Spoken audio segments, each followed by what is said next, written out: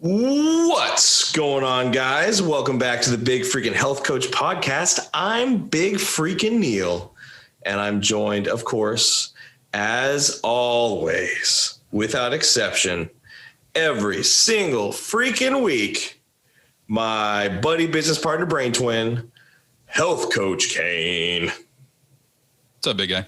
What's up, buddy? Well, I'm starting to feel kind of like an NPR host. Because like the way I have my mic set up in here is like I have a mic stand, but it doesn't have an arm on it. So I have to lean forward a little bit. Yeah. And it automatically makes me talk kind of quieter. I like that it's just like dead center on your screen. It's like, you can't see my chin the whole episode. Yeah, it's nice. I like it, man. It feels very professional. Does it? It feels like I'm like 2 episodes away from being like, and welcome to Brain Pump, the science-based exercise podcast that teaches you how to better yourself. It kind of feels like a press conference or something, you know? Oh, that would be awesome. I should just wear like a suit next time. Yeah. Yeah, you know what? We really had him the first half, I feel like. And then whatever it was about the running game in the second half just destroyed us. You know?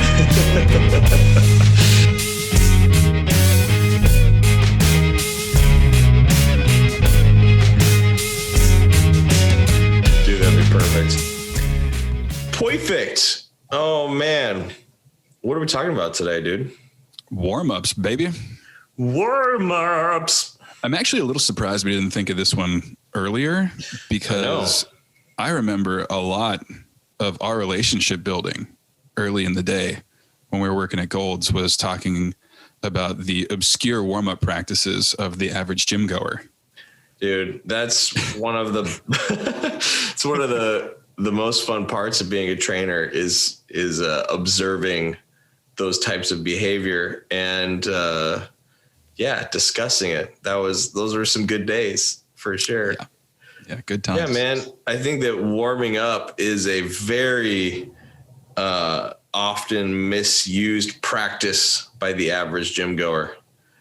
There's a lot of misinformation and a lot of strange habits. Increasingly so. It seems like one of those things too that people don't really like research. They're like, oh, I need to warm up. Yeah. I'll just move around and be warmer. And the things that people come up with are interesting. Either they do little to no research and then just sort of make it up, or all of their research is done via social media, or just observing other people at the gym and repeating. So, or like, I saw that Tom Brady does this. I'm going to do that now too. Yeah. So that makes sense for me for sure. Yeah, no, we've seen some strange things in our time for sure. I guess the best place to start would probably be to just walk people through as coaches, what our practices are for our clients, what we have them do. What's the right way to do it? Let me start by saying that a warm-up is a system. Yeah. Like it isn't an arbitrary thing that we're like, oh, today we're just going to do these random movements. The way that I warm up my clients is a very stepwise thing, and it's done in a specific order for a specific reason. Yeah. So while the individual exercise selection for these things may change based on the individual and the split that they're on, the steps are still the same. Yeah. So I have I call it 5+ steps to my warm up. It still only takes about 6 minutes, maybe 10 if you're really sore or something. But thing number 1 is rolling, self-myofascial release. And that is not to be done from head to toe. It is done to address your chronic tensions. So typically that's always quads and chest with like 80% of people. They're just tight areas. So you'll roll each side of that for 30 seconds. We're not looking to really pulverize it. We just want to gently inhibit complete muscle firing so that in later steps we can activate other muscle structures and even out imbalances. Nice. The second thing is just stretching, dynamic stretching for the exact same reason. So once we've got the big knots out of your quads, I'll have you do a hip flexor and quad stretch. And we kind of incorporate that single muscle that you got the knot out of into the next step larger in the movement pattern. Yeah. Step 3 after that, we activate the opposite muscles that are usually underactive. So like you'll do glute bridges or lateral band walks or something on the opposite side of that hip complex. Mm-hmm. Number 4 will be a corrective exercise if you need it. So if you're asymmetrical down there, or like a lot of people have sciatica issues, I'll throw in a corrective exercise to take a little pressure off the sciatic nerve down there. Then after that, I'll do a general warm up where you do something much bigger. Like one of my favorites is you start standing, put your hands on the ground, and you do an inchworm out to push-up position. Nice. You do a Spider-Man lunge or hurdler stretch, whatever you call it, and then you'll rotate to one side to get this one thoracic rotation. You'll do the other leg, and then you walk it back in, inchworm, and then you do that 4, 5, 6 times until your overall temperature has come up, you've broken a light sweat, and you've pumped some synovial fluid into all your joints. Nice. I like it. It's 5 steps. The plus that I put on there is for people who are either lifting really heavy things or athletes, and you'll do something explosive to wake up your central nervous system. So nice. And all of that depends on what you're lifting for that day. So if you're having a leg day, all this stuff is going to be leg exercises. Mm-hmm. If you're having a total body day, we're going to split it across your body so that we address all your underactive parts and all your tight parts. And it still takes 10 minutes or less. Nice. Yeah, man. My process is similar. It's even shorter and simpler. You have more, your clientele base is a little bit more corrective and specialized than mine is usually. So most of my clients don't have extreme cases of like chronic tightness or anything that needs to just be released super repetitively. So actually a lot of the time I'll start clients on a piece of cardio equipment as step 1, mainly not really to serve as a effective warm up because it'll get their heart rate up a little bit. It'll raise their body temperature, which doesn't hurt. But at the end of the day, my job is to coach my clients. And I find it's a better experience for them to chat and provide my actual coaching while they're on a cardio machine. So they can get their heart rate elevated a little bit. They can break a little bit of a sweat, and I can go over their nutrition with them for the week, cross all those boxes that we need to cross before we actually get into the workout. I prefer to do that than just sit in the front lobby of the gym or sit on Zoom more accurately now, or sit in their house and just talk to them as opposed to actually starting them moving. At that point, I will move them on to usually some dynamic stretches, just like you said. And again, the exercise selection will be dependent on their problem areas and what we're actively working on that day. So, for example, to be more specific, like let's say the person has generally fairly tight hips and hamstrings and we're squatting today, you might do some zombie walks and some lateral hip kicks, whatever you want to call them, and just get those muscles firing and loose for the exercises specifically. Like you, I'm not a fan of just sort of throwing a cookie cutter generalized warm up at the client. It's more about the quality of movement and the exercises that we're actually doing that day. It's all about what's on the game plan for the day. And then I will spend the bulk of the warm up within the movement itself. I'm a big believer in starting every big barbell lift with the bar. Mm-hmm. And just warming up the movement itself. I will, for my powerlifting clients especially, they're doing 5 to 6 total warm-up sets before they're even touching their working weight. Yeah. And part of that is just like you said, waking up their central nervous system. And the other part is just making sure all of their muscles, tendons, ligaments are primed and warmed up and ready for that peak set, for that heavy weight.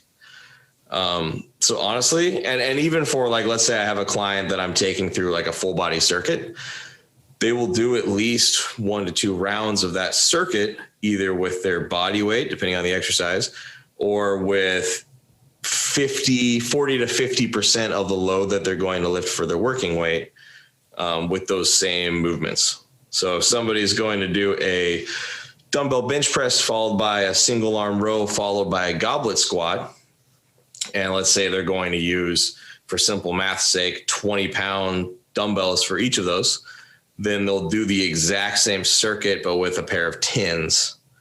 And at least one time through to make sure that those movements are primed and warmed up and ready for the actual working weight. Yeah. And that's the bulk of it, man. It's simple. A lot of my clients will sort of arrive early and do their own foam rolling and that kind of thing. I've already coached them up on how to do that and how not to overdo that specifically, just like you pointed out. And then most of my time with them is spent on dynamic stretching and actually warming up the exercises that we need to focus on for the day. Yeah, that's really all there is to it. And that's exactly how it should be. And that's actually very representative of our basic clientele. Yeah. Because for the clients I have that are looking to lift really heavy stuff, I do exactly what Neil's talking about. I mean, we do our warm-up steps, but a lot of that movement is based off of whatever their primary lift is. And if you're benching less than 5 reps today, you're getting a lot of warm-up sets on the bar. Oh yeah. Like that's just how it is. We got to ramp you up or you're not ready to push. Yeah. Pretty much anything where you're going to do a set of less than 10 reps, we have warm-up sets for. Oh yeah. Big time. It's super important. So like even for average gym goers, if you go in and you just see how much you can bench on a day, you need to be doing a chest and pressing specific warm-up. You need to do a bunch of warm-up sets, just like Neil talked about, 50%, 65%, 75%, 85%, 95%, and then your working weight. Yeah. And like, that's to your working weight. That's not even to your 1 rep. So if you're doing a set of 5 today, you're doing that percentage of 85% of your 1 rep. Absolutely. If maximal performance isn't the primary goal, I might even throw a entire superset or compound set at the front of the workout of single joint movements before large compound movements, just to get the muscles warm. Like a good example of that is if I have somebody who's bench pressing moderately heavy weight, but let's say their primary goal is not to see how many total pounds they could bench, but it's to build muscle in their chest. Their goals are hypertrophy based. We might do 3-4 sets of some type of fly, like a cable fly, just to get those muscles and joints moving and warm. And if your goal is hypertrophy, that can be helpful for a variety of other reasons, like establishing that mind muscle connection, as overused as that term is, to stimulate, those muscles that you're going to be working on the bench press. And also just sort of getting blood to the area and becoming more aware of the muscles that you're going to need to focus on in the big lift. Yeah. So it's like a low-key pre-exhaustion technique. Yeah. Like sort of a little pre-activation. Like exactly. Yeah. Yeah. And you might even find that your performance is either unaffected or improved because you are warming up those muscles by doing that and sort of priming those same main movers for the big lift too. And as long as you're not doing a whole bunch of reps and a whole bunch of sets to failure, fatigue will be minimal at that point. Yeah. So. Well, and that's even, so I was using that for a little bit. For over a year, I only benched with dumbbells. Okay. No particular reason. I just programmed it that way. Yeah. But when I got back on a barbell, and I've been doing that in my garage now, since it's what we have, we don't have dumbbells heavy enough. So I started bench pressing, but I was having trouble feeling my pecs as much because there's less adduction. Sure. Goes along with that when you have the fixed bar. Sure. So I started doing a set of flies ahead of time to activate, pre-exhaust my chest a bit. Yeah. And then went from there to the barbell. It was way easier to feel my pecs working. And it made progress a little bit faster that way, even in just a couple weeks that I've been really focusing on that. Nice. So there's a lot of reasons to do exactly what Neil's talking about. I'd like to point out one other really important thing that Neil brought up is that he walks through the game plan with his client every single session. He does it while they're on the treadmill. I typically do it after the workout or after the warm up before the workout, as we're getting gear set up and everything like that, so that the client knows what the goal is for the day. Yeah. Like if your trainer doesn't have a goal for you each time you come in, doesn't know what you're going to be doing and why you're going to be doing it and why you're doing it now, your trainer is either new or bad. Yeah. And not the only nutrition that, check-in's really important. Like I do the nutrition during cool downs. We do something to get people's blood pressure down and their heart rate down and get them kind of under control and move them to the parasympathetic side of their nervous system. Yeah. And as they stretch out at the end, we talk about nutrition and set new goals for that. Neil does it up front. It doesn't matter when you do it, but your trainer should be doing it with you. Yeah. Not only that, but if you're not at least touching base at some point in the session about the game plan for the day, your trainer is not going to know when that plan needs to change, because sometimes it does. If I have my client on the treadmill and I ask them, first thing I say to every client is, how's your body feeling today? Yep. Is there anything that I need to know? Does anything hurt? Is anything sore? And based on what they tell me, we might end up doing a completely different workout than what I had mapped out in my mind. And that's part of being an effective coach, is being able to adapt on the fly. Because if I have somebody who I was unaware is experiencing some new chronic issue, let's say in their lower back, and I had a really heavy pull workout plan for them, obviously we're going to address what the actual issue is down the road, but the plan for the day is going to change. I'm not going to throw them on the deadlift and see how much they can pull today if they have an issue that's actively going on. So that's like, just because you have a trainer doesn't mean you're not going to be sore or uncomfortable in places and things like that. There's a lot of times people come in and I'm ready to do a knee dominant leg day. And they're like, that little bit of like that twinge in my knee from last time that started coming up, it got a little bit worse since I saw you last. Okay. Is it sharp? Any sharp pain? You ask them the questions. They're like, no, it just kind of like throbs a little bit. It's really sore. Yeah. Guess what? We're not doing leg day anymore, but we'll stop a little early and devote a lot of time to figuring out if it's muscular, if it's a joint issue, like if you do need to go see somebody about it, or how we're going to attack it next time you come in. Yeah. Well, and oftentimes it's not even something that occurred while working out with your coach. It's something that happened outside of the gym or outside of the workout setting. Like maybe they sat at a desk all day, and when they stood up, their knee started bugging them. It's oftentimes, if you are working with an effective coach, it's not something that the coach gave you. It's something else that's bothering your knee or whatever it is. I think the most common one is that I've had is I went to pick up this big old bag of dog food, and like I have some clients with some big ass dogs. Yeah. And so their dog food bags are like a good 40, 50 pounds. Oh, those things are heavy. Like I didn't brace my core at all. And I was standing pretty much on one foot, and I went to pick it up and tweak something in my back. I'm like, all right, guess what? We're going to start with breathing stuff. We're going to roll you out. We're going to make that feel better. We're going to do something different for your workout today than we had planned.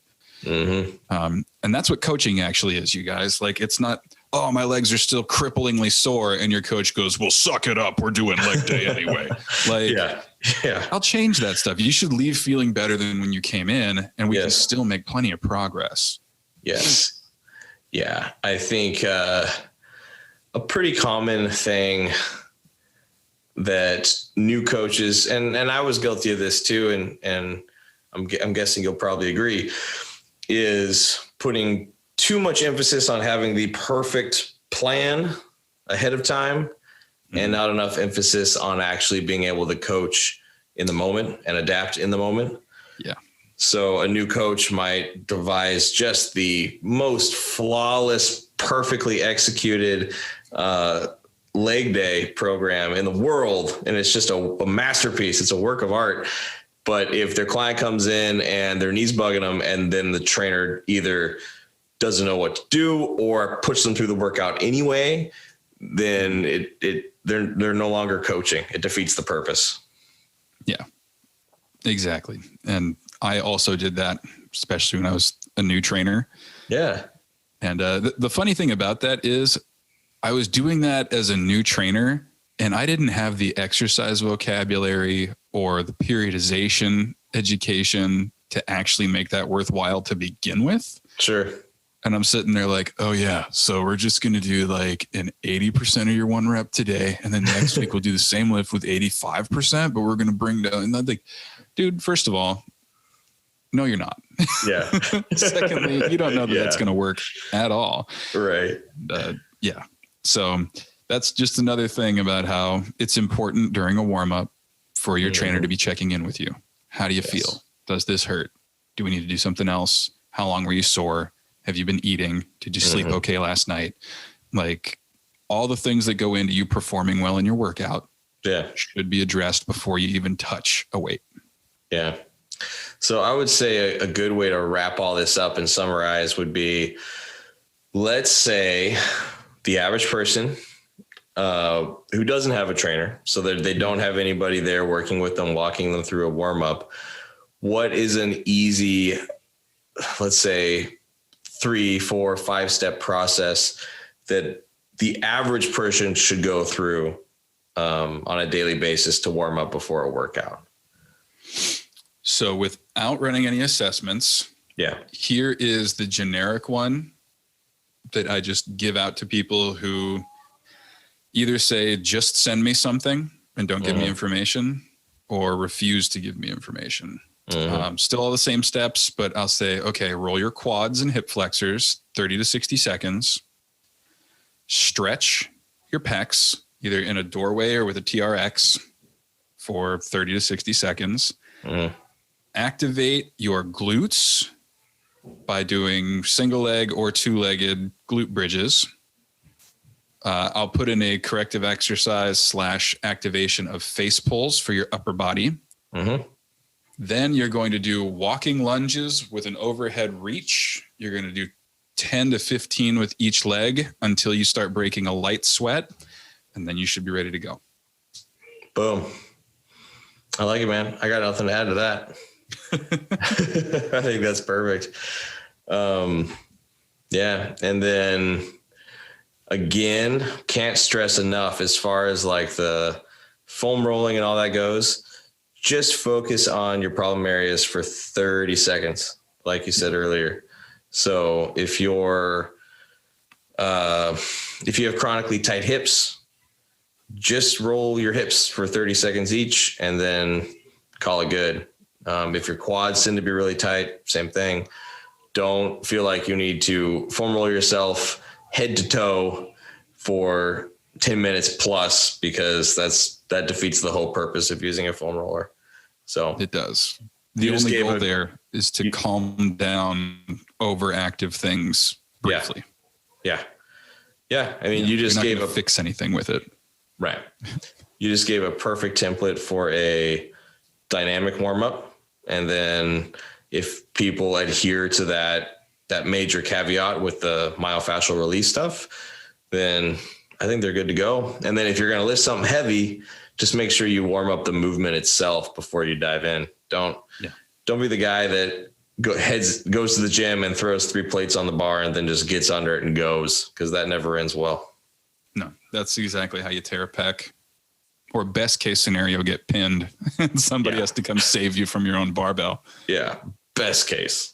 Which doesn't hurt you physically, but will hurt you emotionally. It will leave scars. Deep emotional scars. For sure. I vividly remember the last time that happened to me. So, oh yeah. Oh dude, you never forget. You never forget. Hi, I'm a trainer here. Can you come help me? Exactly. Help me off the bench. And then do you want to maybe do a consultation with me? I just got pinned by 225, but Yeah, I know. It's, I'm a trainer. It looks bad, but I swear I know what I'm doing. Exactly. Yeah, buddy. I think that should pretty much cover it for a warm-up episode. I think so too. I think this is probably one of the most important episodes that we've done. So everyone should really share it with especially your gym buddies, so you guys are on the same page. Yep. But also everybody else who exercises in your life. This is also really effective for if you're just trying to limber up at home. Even if you're not going to work out, this will make you feel a lot better and loosen you up in between Zoom meetings or whatever it is you're doing during the day. Absolutely. Yeah. So, it was a short and sweet one, but that's exactly how your warm up should be. So damn straight. There you go. That's Big Freakin' Neil. I am health coach Cain. We are the Big Freakin' Health Coach podcast. Whoa. Tell your friends, share, review, do all that kind of stuff. The more listeners we have, the more people we can help. And that is the goal. Absolutely. If you have any follow-up questions about any of these things that we brought up today, or you want to lift something heavy or improve your movement quality, you can contact us through Instagram, or you can send an email to Big Neil. What's your current email? Neil Austin Training at Gmail. And I am Alex Cain Health Coach at Gmail. That's another way you can get in touch with us if you don't do the Instagrams. So thank you guys so much for listening and sharing, and we will get back to you next week with even more useful information. Even more, as if there could be even more. We got you. We got you covered. All right, guys. Thanks for listening. We'll see you next week. See you next time, guys.